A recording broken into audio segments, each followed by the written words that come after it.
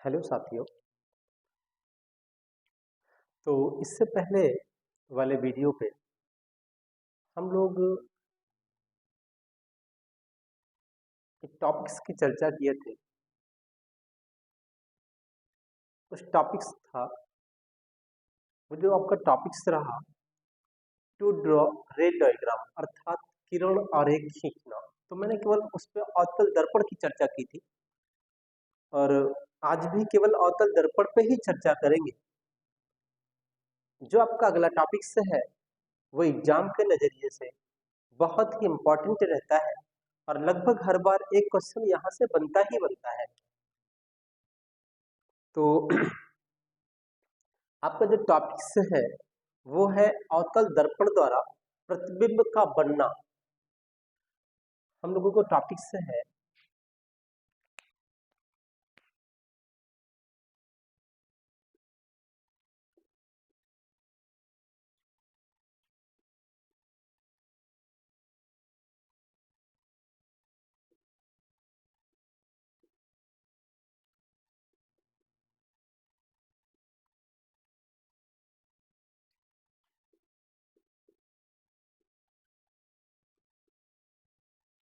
अवतल दर्पण द्वारा प्रतिबिंब का बनना।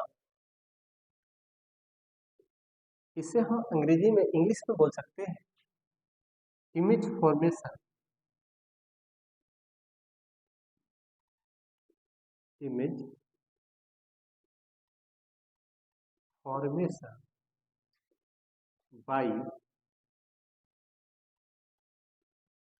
Concave mirror.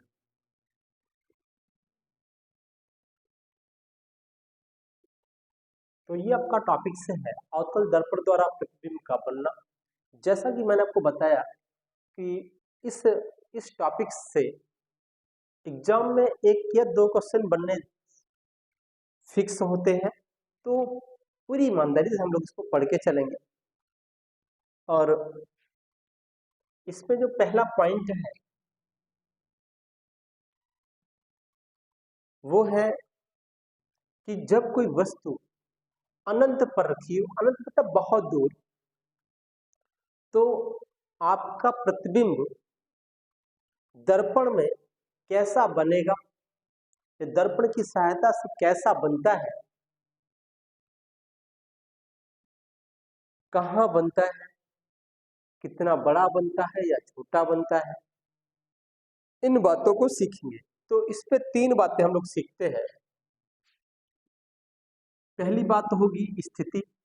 मैं इधर आपको राइट कर लेता हूं। आपको इसमें तीन बातें बतानी होती है। स्थिति, जिसे हम इंग्लिश में पोजीशन कहते हैं। दूसरी बात है प्रकृति, जिसे हम नेचर कहेंगे। तीसरी बात होगी आकार, जिसे हम साइज कहते हैं। तो ये तीन बातें हम लोग सीख के चलेंगे। तीन बातें हर उस पे बतानी होगी। और ये जो आपको दिख रहा है इस पे 6 टॉपिक्स है, मतलब 6 पॉइंट पढ़ने के लिए मिलेंगे हम लोगों को। तो हम लोग पहली बात यहाँ से पढ़ के चलेंगे। और पहली जो बात तो है, पहला जो पॉइंट है वो है कि जब वस्तु अनंत पर हो, कहाँ हो, जब वस्तु अनंत पर हो मतलब बहुत दूर हो, तो आपका इमेज कैसा बनता है, आपका प्रतिबिंब की स्थिति कहाँ होगी, प्रकृति कहाँ कैसी होगी और आकार कैसा होगा। प्रकृति में दो चीजें आती हैं कि प्रकृति में क्या आएगी, उल्टा है कि सीधा है। पहली चीज, प्रतिबिंब उल्टा बनेगा कि सीधा बनेगा। जैसे उल्टा सीधा से मतलब यह है कि आपने वस्तु है, आप ये वस्तु को दर्पण के सामने रखें, तो दर्पण में इसका जो सर ऊपर दिखा हो सकता है इस तरह दिखे, तो ये उल्टा हो गया। तो सीधा होने का मतलब सीधा इसी तरह दिखे, ठीक है। तो इस तरह दिखेगा तो उल्टा, इस तरह दिखने लग जाए तो सीधा। तो आपको नेचर में बतानी होती है कि उल्टा है कि सीधा है। अब जो प्रतिबिंब सीधा बनता है वो प्रतिबिंब आभासी हुआ करते हैं। और जो प्रतिबिंब उल्टा बनता है वो वास्तविक होते हैं। फिलहाल दोनों बातों की चर्चा हम नेक्स्ट टॉपिक्स में करेंगे कि कौन से प्रतिबिंब आभासी होते हैं, कौन से प्रतिबिंब वास्तविक होते हैं। विथ इसके साथ हम आपको विथ एग्जाम्पल बताएंगे, मतलब साथ में एग्जाम्पल सहित बताएंगे कि वास्तविक इमेज कौन है और आभासी इमेज कौन है। तो एग्जाम्पल सहित पहला पॉइंट हम लोग पढ़ेंगे। पहला पॉइंट है हम लोगों का, जब वस्तु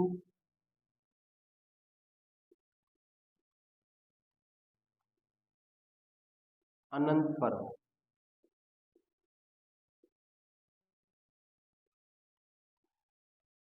तो आपको विथ फिगर बना के बताना है स्थिति, प्रकृति और आकार।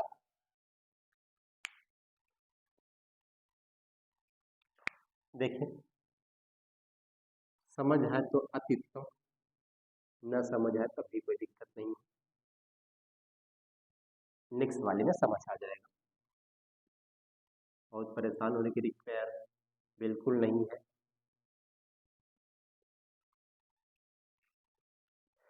इसमें हम लोग इस पॉइंट को जानते हैं, ये ध्रुव है आपका। क्या है? ध्रुव है।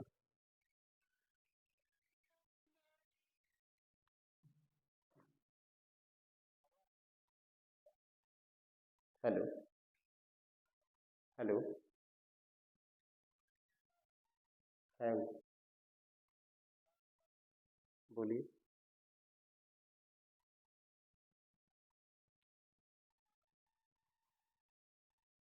अरे गुरुजी जी बोलते हैं, बोले। हेलो हेलो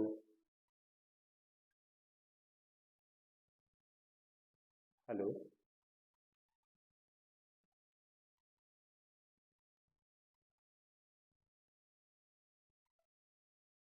एक मिनट, मिनट। तो हम लोग पहले पॉइंट की बात कर रहे थे, जब वस्तु अनंत पर हो। तो इस चित्र पे आपको ये दिख रहा है कि ये पॉइंट है, इस पॉइंट को हम ध्रुव कहा करते थे।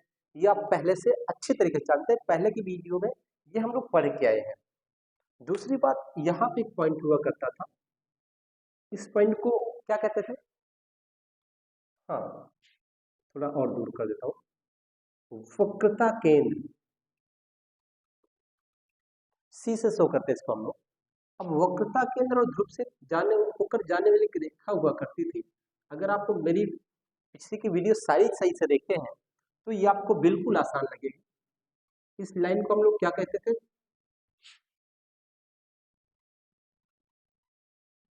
वक्रता केंद्र और ध्रुव से होकर जाने वाली जो रेखा हुआ करती थी, इस रेखा को हम लोग मुख्य अक्ष कहा करते थे, अगर आप लोगों को याद हो तो। और वक्रता केंद्र और ध्रुव के बीच में एक पॉइंट हुआ करता था, ठीक बीच में। इस पॉइंट को हम लोग एफ कहते थे, यानी मुख्य फोकस कहते थे, और इसे एफ से शो करते हैं, कैपिटल एफ। ठीक। अब आप सपोज करो इधर कहीं अनंत बिंदु है और यहाँ पे एक वस्तु आपकी है जो बहुत बड़ी है, क्योंकि अनंत में रहने वाली वस्तुएं बहुत बड़ी होती है। ठीक है। अब और एक चीज और मैंने आपको बताई थी कि जब वस्तुएं जब किसी वस्तु से प्रतिबिंब, यानी प्रकाश स्रोत से प्रतिबिंब अनंत से आता है, तो वहां से आने वाली जो किरणें होती हैं एक दूसरे के समांतर आती है। ये मैंने आपको पीछे वाले वीडियो में बताया होगा। तो जिन्होंने अभी तक मेरे पीछे के वीडियो नहीं देखे हैं वो पहले जाए, इससे पहले के वीडियो देखें, फिर यहाँ आए, तो ज्यादा क्लियरिफिकेशन होगा, ज्यादा समझ आएगी। ठीक है। तो दो समांतर किरणें में डाल के आपको चेक करता हूँ, और जो हम लोग 4 पॉइंट पढ़े, चारों केवल 4 का ही यूज करेंगे। देखिएगा आप लोग, पहला मैंने आपको वक्रता केंद्र से जाने वाली किरणों के बारे में बताया होगा। ये वक्रता केंद्र से देखिए जा रही है,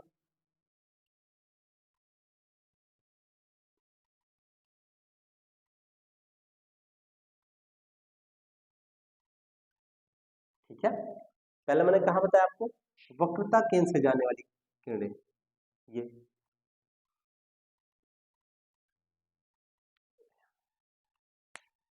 स्केल का होना बहुत जरूरी है, पट्टी नहीं भी तो मजा नहीं।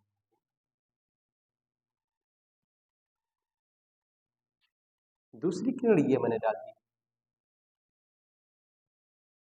अब देखिए शायद ये एक दूसरे के पैरेलल हो, जो किरणें हम लोगों ने डाली, मैंने डाली है।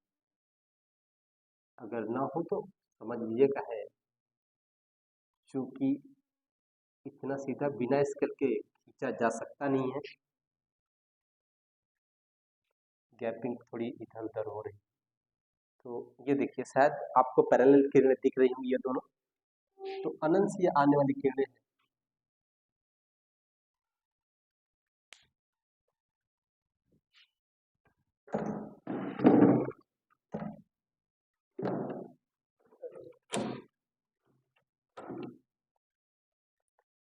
कहां से आने वाली किरणें हैं? अनंत से आने वाली किरणें। तो ये गई, ये टकराई, और ये आपको मैंने बताया जो सेंटर से जाती है वो सेंटर से रिटर्न भी होती है। ये रिटर्न हुई, जो मुख्य फोकस से जाती है वो जब परावर्तित होती है तो मुख्य अक्ष के समानांतर हो जाती है। दिख रही है?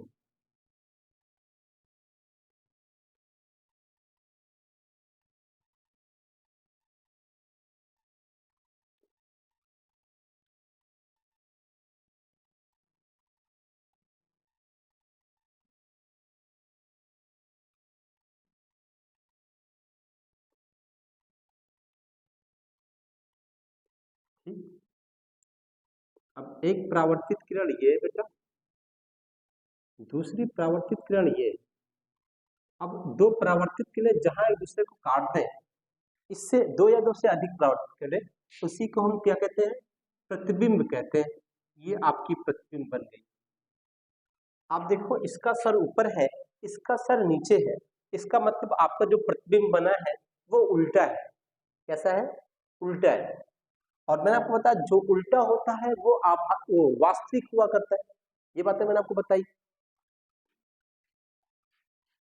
तो मैंने आपको दो बातें पढ़ाई है। पहली, वक्रता केंद्र से जाने वाली, जो वक्रता केंद्र से जाएगी वो वक्रता केंद्र से रिटर्न भी होगी। दूसरी मैंने आपको बात बताई कि मुख्य फोकस से जाने वाली, और जो मुख्य फोकस होकर जाएंगी वो कहाँ से रिटर्न होती है? मुख्य अक्ष के समानांतर हो जाती है। इससे पहले वाली वीडियो मैंने आपको चार बातें बताई है, उसमें उन चार बातों में ये दो बातें रही होंगी, और इसीलिए मैंने उसको पहले पढ़ाया था कि ये ज्यादा समझ है, क्योंकि यहाँ से एग्जाम में क्वेश्चन बनते ही बनते हैं। ठीक है? तो आपको जिसकी पोजीशन दिख रही है बना कहाँ है, तो आपको सबसे पहले क्या बतानी है? इसकी स्थिति कि प्रतिबिंब कहाँ बना। तो आप कह सकते हैं कहाँ बना है? मुख्य फोकस पर। इतना समझ आया?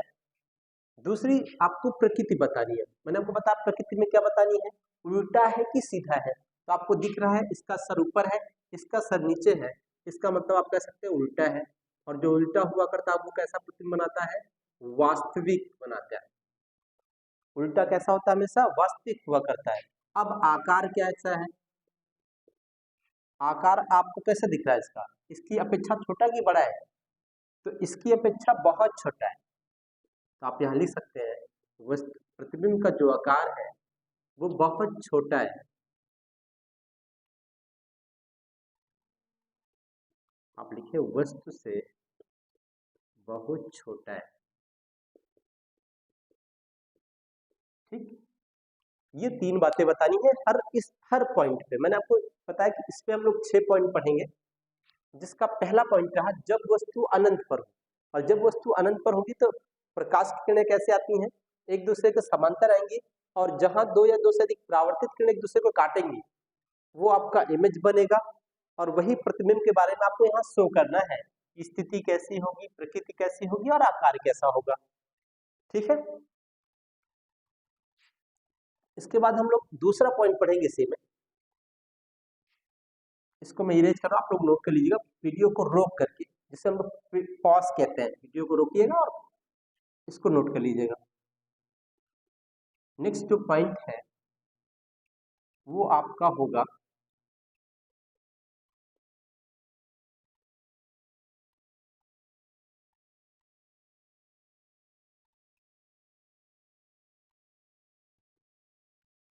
जब वस्तु, इसको मिटा दे तो उसका भी कोई काम नहीं। ये अनंत था, अभी तक आपका वस्तु कहाँ थी, अनंत पे। अब हम थोड़ा अनंत से वस्तु को आगे लेके आएंगे और लिखेंगे जब वस्तु अनंत और वक्रता केंद्र के बीच में हो। कहाँ रखेंगे, ये जो सेकेंड पोजीशन है इसको हम अपने आप से क्लियर करेंगे कि कहाँ वस्तु को रखना है। तो पहले अनंत पे था, फिर अनंत और वक्रता केंद्र के बीच में रख के चेक करेंगे, फिर वक्रता केंद्र पे रख के चेक करते हैं, फिर वक्रता केंद्र और मुख्य फोकस के बीच में रख के चेक करते हैं, फिर मुख्य फोकस पर रख के चेक करते हैं, और फिर मुख्य फोकस और ध्रुव के बीच में रख के चेक करते हैं। ये 6 पोजीशन होती है। तो दूसरा पॉइंट है, जब वस्तु अनंत और किसके बीच में, वक्रता केंद्र के बीच हो। वक्रता केंद्र के बीच हो, जब वस्तु अनंत और वक्रता केंद्र के बीच हो, तो आपको फिर से 3 बातें बतानी है। पहले आपको वस्तु को रखनी है, स्थिति बतानी बनेगा कहाँ, फिर आपको प्रकृति बतानी है, उल्टा है कि सीधा है, और उल्टा है तो वास्तविक होता है, और सीधा है तो आभासी होता है। फिर आपको आकार बताना है कि वस्तु से छोटा है कि बड़ा है। ये 3 बातें, ठीक। तो हम वस्तु को इसके ठीक बीच में रखते हैं, ये रख दिए, ठीक। फिर पहली बात हम लोग आपको दिखाते हैं, ये गई। अब आपको मैंने बताया होगा कि जो मुख्य अक्ष के समांतर आने वाली किरणें होती हैं, परावर्तन के पश्चात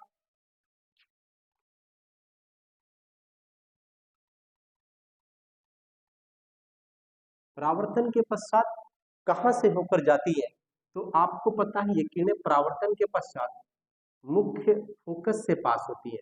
मैंने पहले से पढ़ाया आप लोगों को, कहां से पास होती है, मुख्य फोकस से होकर पास होती है, ठीक है। तो ये परावर्तित किरण है, ये वाली आपको जो दिख रही है, ये परावर्तित किरण है। अब दूसरी, आप यहां से इसको डाल सकते हैं, और जो मुख्य फोकस से होकर जाने वाली किरणें होती है बेटा, वो परावर्तन के पश्चात मुख्य अक्ष के समानांतर हो जाती है। थोड़ा टेढ़ नहीं करिए, सीधा सीधा कर देते सर। श्रीमान जी, ये सही आया, ठीक। अब आपको दिख रहा है एक परावर्तित किरण ये बेटा, और एक परावर्तित किरण ये परावर्तित किरण थोड़ा आगे आई, यहाँ पहुंची। एक परावर्तित किरण, 2 परावर्तित किरण, ये एक दूसरे को यहाँ काटने दिख रही है ना, और जहां 2 परावर्तित किरणें एक दूसरे को काटते हैं, वो आपका क्या बनता है, प्रतिबिंब बनता है। ये आपका इमेज बन गया।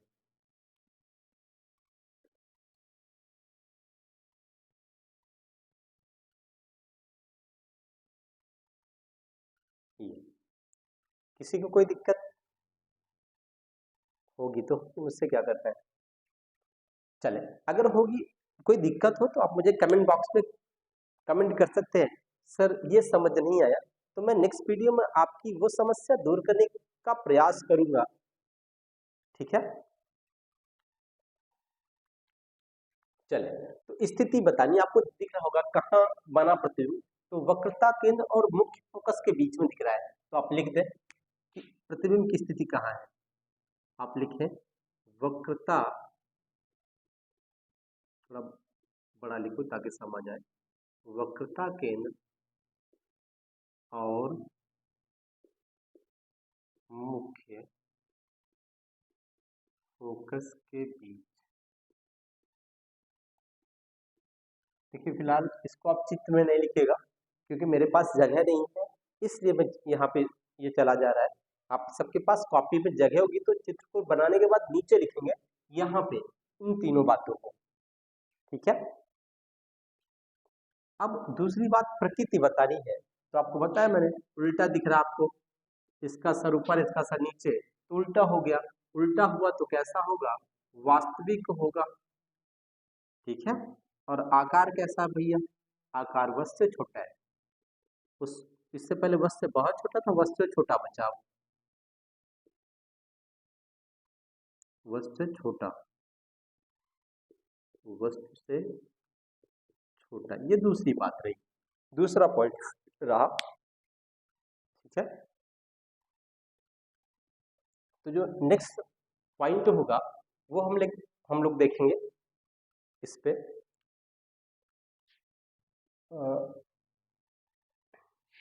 चल,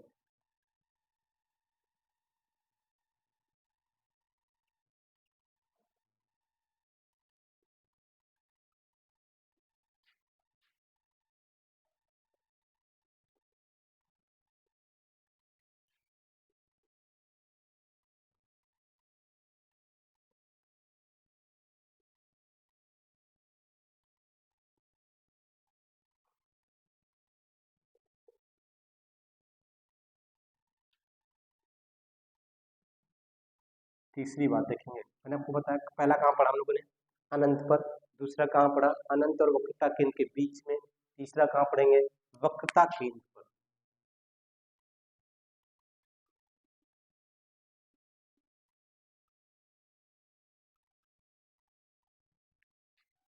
तो आप लिख लीजिए तीसरा पॉइंट इसका।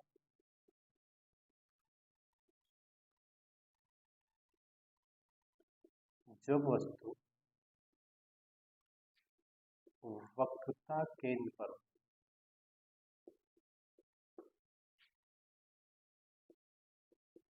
कहाँ हो, जब वस्तु कहाँ हो, वक्रता केंद्र पर हो, तो आपका प्रतिबिंब कहाँ बनेगा, कैसा बनेगा और कितना बड़ा रहेगा।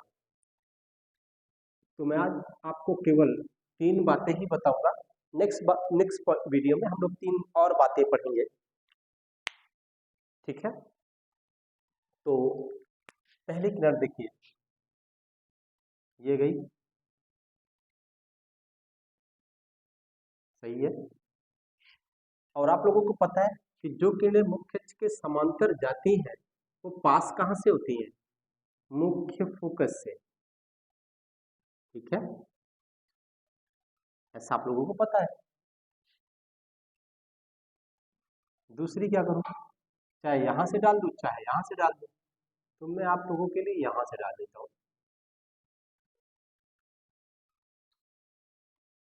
और फिर ये रिटर्न होगी इस तरह से।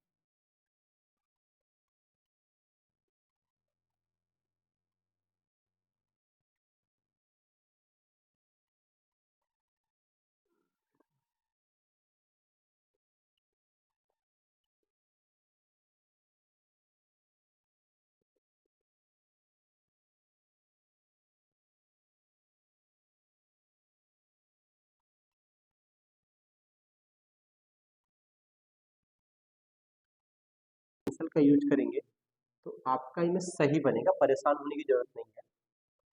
ये लाइनें टेढ़ी हो जाती है, इसकी वजह से सही बनता नहीं।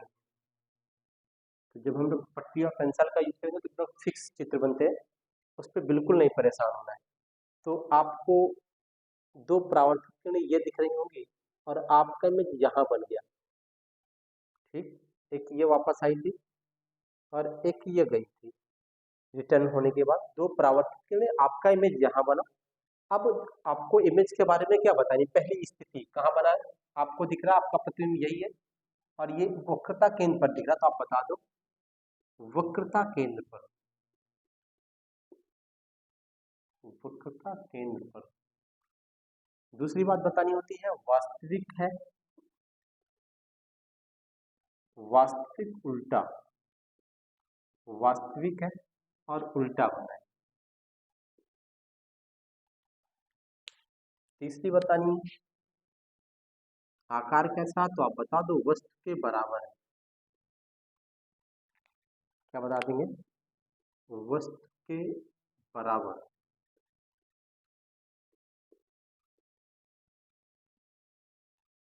ठीक, ये 3 बातें इस पोजीशन के लिए। तीसरी पोजीशन के लिए 3 बातें मैंने आपको बताई कि वक्रता केंद्र पर रखी वस्तु का प्रतिबिंब वक्रता केंद्र पर ही बनता है, वास्तविक हुआ करता है और उल्टा रहता बनता है, आकार इस समय वस्तु के बराबर हुआ करता है। तो अर्थात आप कह सकते हैं जैसे जैसे हम अवतल दर्पण पे दूर रहते हैं तो इमेज छोटा रहता है, और जैसे जैसे दर्पण से पास आते जाते हैं वैसे वैसे इमेज बढ़ता जाता है।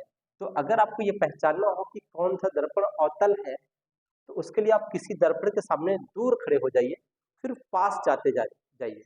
अगर आपका आकार बढ़ रहा है तो समझ लीजिए वो अवतल दर्पण है। ठीक है, तो अभी हमने 3 बातें की इसमें। फिलहाल 2-3 और बातें पढ़नी है हम लोगों को, जो कि नेक्स्ट वीडियो में हम लोग पढ़ेंगे। तो थैंक यू साथियों।